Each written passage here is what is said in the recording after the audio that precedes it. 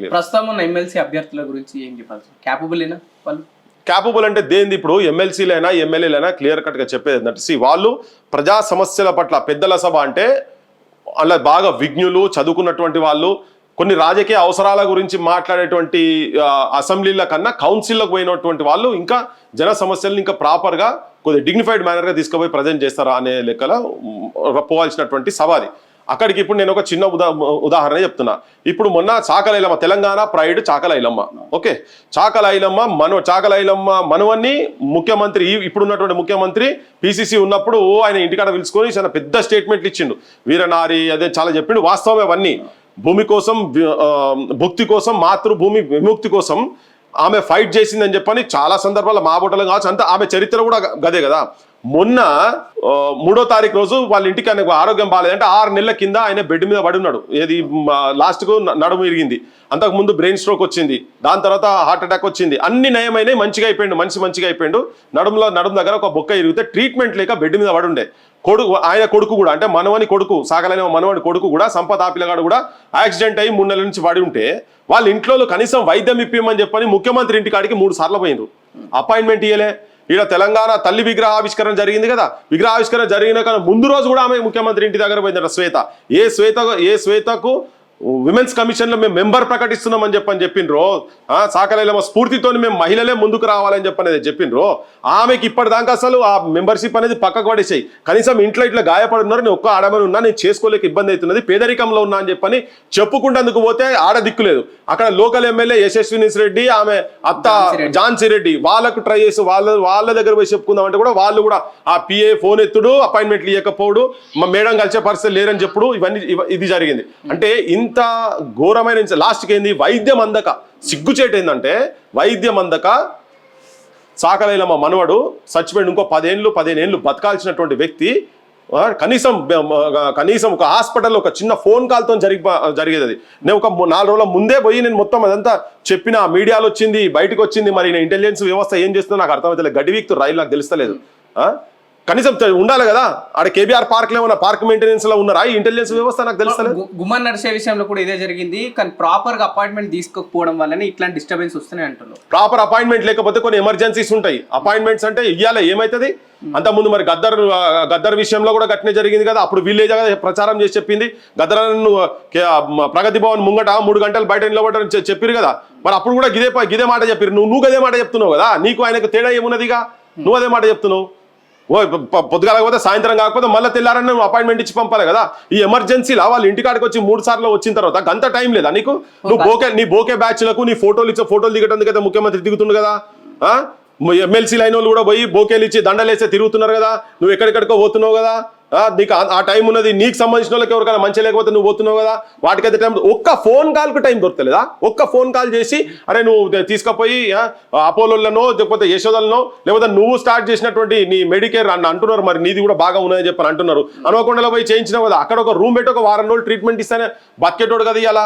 మరి ఇటువంటి సమస్యల మీద మాట్లాడలేనటువంటి వాళ్ళు రేపు పొద్దుగాల కౌన్సిల్లకు కూడా పోయిన తర్వాత కూడా ఏం పెద్ద ప్రయోజనం ఏముండదు.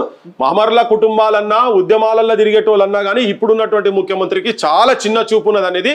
సాగలైలమ్మ మనవని ఆరోగ్యం మంచి లేనప్పుడు ఆయన ప్రవర్తన ఏదైతున్నదో అది చాలా క్లియర్. కాంగ్రెస్ పార్టీ కావచ్చు, ఆ లోకల్ ఎమ్మెల్యే ఆమెకి అది అర్థమే కదా. సాగు కూడా రాలే, కనీసం వాళ్ళు రాలే, ఎవరు రాలే. మేము మొత్తం సాగు కూడా మొత్తం ఉన్న నేను కంప్లీట్ గా పోయి ఉన్నా. నేను ముందు పోయి మాట్లాడినా, దాని తర్వాత ముఖ్యమంత్రి ఆఫీస్ కూడా తెలియపే ప్రయత్నాలు కూడా చేసిన నేను. కానీ అది వాళ్ళు ఎవరు రిసీవ్ చేసుకునే సిచ్యువేషన్స్ లో లేరు, చేసుకోలేదు. లైట్ తీసుకున్నారు, బిల్కుల్ వాళ్ళ పేరు వాడుకుంటాడు. తెల్లారి మళ్ళీ ఇక్కడికి వచ్చి చనిపోయిన తర్వాత తెల్లారి ఆమె సాకలైలమ్మ బొమ్మకు ఇంత పెద్ద బొమ్మ పెట్టి మహిళా దినోత్సవం నాడు దండలేసి చేజలు కొట్టించి వెనక మొత్తం స్క్రీన్ల మీద సాకలైలమ్మ బొమ్మలు పెట్టి వాడుకోవాలి మంచిగా. కానీ వాళ్ళ ఇంట్లో కుటుంబ సభ్యులకు అనారోగ్యంగా ఉంటే, అసలు జనానికి మొత్తం ఎవరికి అనారోగ్యంగా ఉన్నా కానీ ట్రీట్మెంట్ ఇప్పించాల్సిన బాధ్యత ప్రభుత్వాల మీద ఉన్నది. ట్యాక్సులు పుణ్యాన్ని కడతలేరు కదా, చేయించాలి కదా. అటువంటిది మా బోటలో చెప్పిన తర్వాత, మా బోటలో బయటకు వచ్చి మాట్లాడిన తర్వాత కూడా నువ్వు ట్రీట్మెంట్ ఇవ్వక ఇలా సాగు వచ్చింది. ఒక హత్య, ప్రభుత్వ హత్య. బరాబర్ కేర్లెస్నెస్ తోటి జరిగింది, లేకపోతే బతుకుతుండే. ఇలా ఇలా మాట్లాడేటోళ్ళు లేడు వాడు. ఇటువంటి వాళ్ళు మాట్లాడేటోళ్ళు ఎవరైనా అక్కడ ఉంటే ఈ దమ్ముంటే రేపు అయిన వాళ్ళు ఆడ మాట్లాడి ప్రభుత్వాలను ఎండగట్టాల్సిన అవసరం ఉన్నది. అసెంబ్లీ అయినా కౌన్సిల్ అయినా ఎవరైనా కానీ మాట్లాడాల్సిన అవసరం ఉన్నది.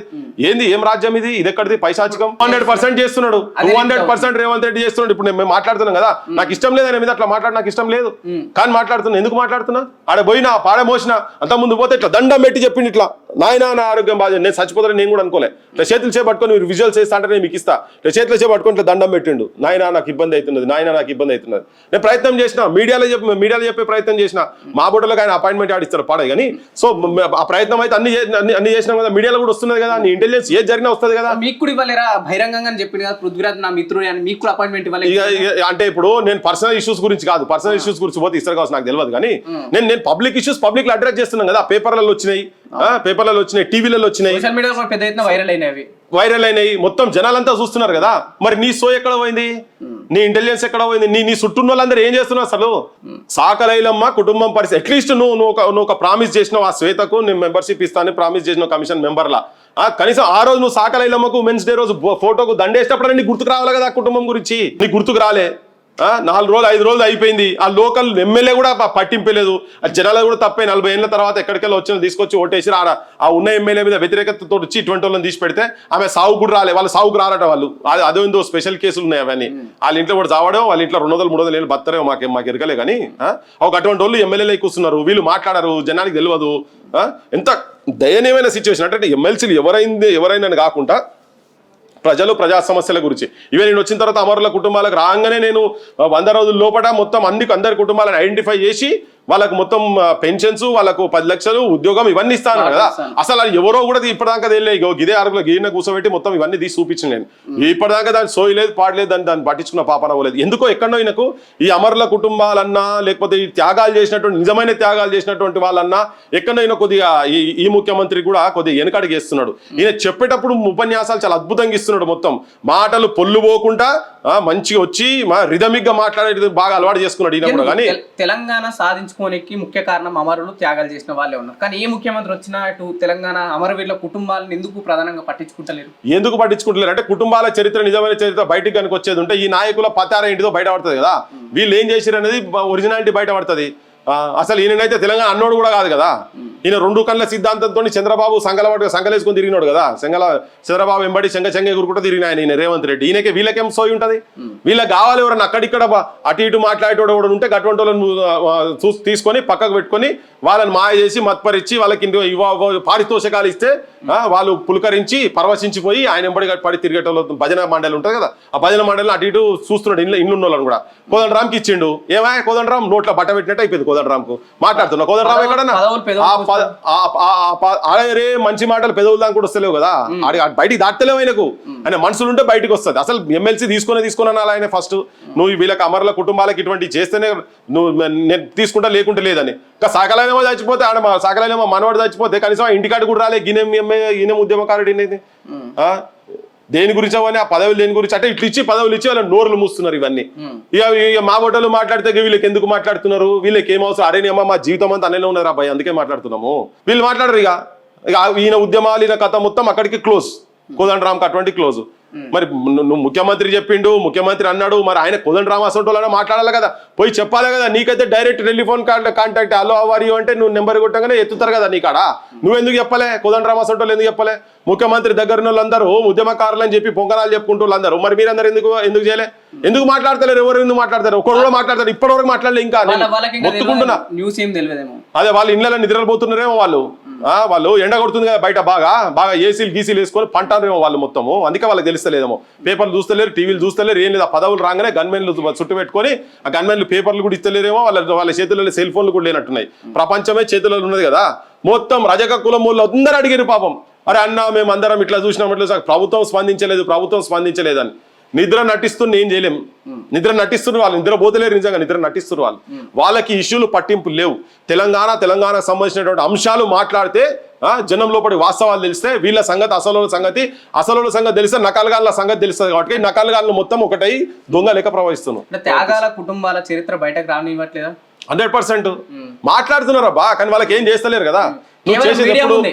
మీడియా ముందు అది రాగానే ఇప్పుడు మన ఫోటోలో ఏమేమనుకున్నాం నేను సాకలలో మా ఇంటి కనుక పోయి ఆ మనవన్ దగ్గర పోకపోయేది ఉంటే ఇదంతా బయట కూడా రాకపోవు కదా తెలియకపో మరి ఆమె మూడు సార్లు వచ్చి తిరిగిపోయింది ముఖ్యమంత్రి ఇంటి దగ్గర తిరిగిపోయింది మరి నీకు ముఖ్యమంత్రి ఇంటికి ఆ శ్వేత సాకలైలమ్మ మునిమను అని భార్య వచ్చి తిరిగిపోయింది నువ్వు ప్రకటించినావు స్టేజ్ మీద పక్కకి నిలబెట్టుకొని ఫోటోలు కూడా దిగినావు నువ్వు ఆమెతోని ఫోటోలు దిగి నువ్వు ఉమెన్స్ కమిషన్ ప్రకటించినావు కదా మరి నీకు సోయి ఉండాలి కదా ఇట్లా మాట్లాడుతుంటే మరి వాళ్ళ ఇంట్లో ఇబ్బందులు 3 సార్లు వచ్చినప్పుడు 3 సార్లు నీకు ముఖ్యమంత్రికి నీకు తెలియలేదు అనుకో మరి నువ్వే ముఖ్యమంత్రి దేనికి ముఖ్యమంత్రి ఏం చేస్తున్నట్టు నువ్వు ఒకవేళ ఆమె 3 సార్లు వచ్చినాక కూడా నాకు సమాచారం లేదనుకో నువ్వు అసమర్థునివి నువ్వు ముఖ్యమంత్రి సీట్లో కూర్చున్నట్టు అరువును కూడా కావు ఒకవేళ నీకు ఆ ఇన్ఫర్మేషన్ లేదు అంటే ఇన్ఫర్మేషన్ ఉన్నది అనుకో ఉన్నాక నువ్వు ఎందుకు చేయలేవు ఒకవేళ ఉన్నప్పుడు చేయలేదంటే చాలా తప్పు ముఖ్యమంత్రి మీద దాడి చేస్తున్నాను అనుకోవచ్చు కానీ నేను కడుపు గాలి మాట్లాడుతున్నా ఇక్కడ కళ్ళారా ఇట్లా చేతులు పట్టుకుని 3 రోజుల తర్వాత శవమై చూస్తే నాతో గాలే 20 సంవత్సరాలు ఆయన సర్పంచ్ చేసిండు అక్కడ గాల పరిస్థితి కూడా కనీసం వైద్యం లేని సిచ్యువేషన్ ఉంటే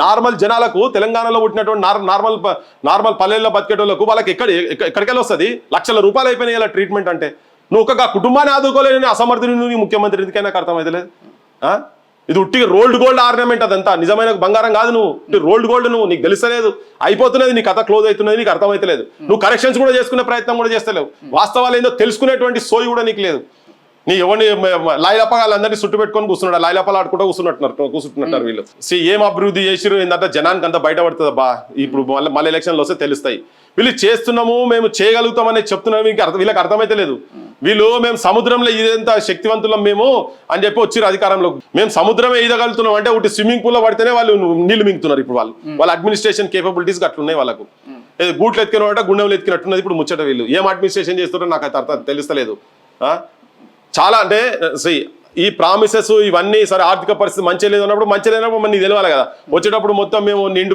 బిందెలు అనుకుని వచ్చే వరకు కాలి బిందెలు వెళ్ళినాయి అని చెప్పి ముచ్చట చెప్పినాం ఇంకెన్నో చెప్తారు ఇట్లా వాస్తవాలు ఏంటో ఫ్యాక్ట్ ఒకవేళ లేవు స్కామ్స్ జరిగిన గతంలో ఎవరిని అరెస్ట్ చేసిరా ఇప్పటివరకు ఎవరైనా కేటీఆర్ కుటుంబము కేసీఆర్ కుటుంబంకి ఎవరైనా అరెస్ట్ చేసిరా వీళ్ళు ఏ స్కామ్లకి వెళ్ళినా జరిగినాయా ఉన్నోళ్ళు దాంట్లో కూడా చేస్తలేరు ఈటోడు అంటే సెంటర్లో అంటాడు సెంటర్లో అంటే స్టేట్ అంటాడు ఇదేంటి ఏం తమాషా ఇదంతా జనాన్ని పిచ్చోళ్ళని చేసి కన్ఫ్యూజ్ చేసాడు తప్ప అంత లోబడి అంతా ఇప్పుడు ఇదంతా ఎవరి కాళ్ళు పంచుకుంటున్నట్టున్నది బై క్లియర్ కట్ గా ఎవరి కాళ్ళు ఏమైంది హైడ్రా ఏమైంది అందరు పంచుకున్నారు ఇంత ముందు పంచుకున్నారు ఇప్పుడు కూడా పంచుకుంటారు లేకపోతే ఇప్పుడు ఎవడో దోష అయితే ఉండాలి కదా ఇప్పుడు కాళేశ్వరం సంగతి ఏమే కరెంటు కుంభకోణం అంటే ఏమే ఎవరిని అరెస్ట్ చేస్తేవి ఎవరిని అరెస్ట్ చేస్తలేరు కదా నీ కేసులు ఏమే టెలిఫోన్ సంగతి ఏంటిది అందరికి బెయిల్ వస్తున్నాయి బయటకు వస్తున్నాయి అంతే 4 రోజులు ఉంటారు వీళ్ళు వస్తారు ఇది అసలు పిసలుగా నకిలీ పసగా లెక్క ఉంటుంది అసలు వాళ్ళందరూ మంచుకున్నారు ఈ నకిలీగాళ్ళు చిన్న నౌకరు చేసే వాళ్ళు ఉంటారు కదా వాళ్ళందరూ జైల్లో పోతున్నారు బయటకు వస్తారు అసలు మాత్రం మంచుకుంటారు అసలు వాళ్ళందరూ ఒకటే ఉన్నారు మొత్తం బలవుతున్నారు పక్కా బలవుతున్నారు అసలు చేసింది గత టెలిఫోన్ స్కామ్ లో అట్లే జరిగినాయి ఇప్పుడు ఏ స్కామ్ జరిగినాయి ఇప్పుడు కూడా గవే కథలు అయితే నువ్వు యాక్షన్ తీసుకున్నప్పుడు కదా నేను నమ్మేది నువ్వు యాక్షన్ ఎక్కడ తీసుకుంటున్నావు ఎవరి మీద బాండాలు వేసుడు కాదు ఉన్నది చెప్తున్నాం కదా ఎందుకు ముఖ్యమంత్రి పదవి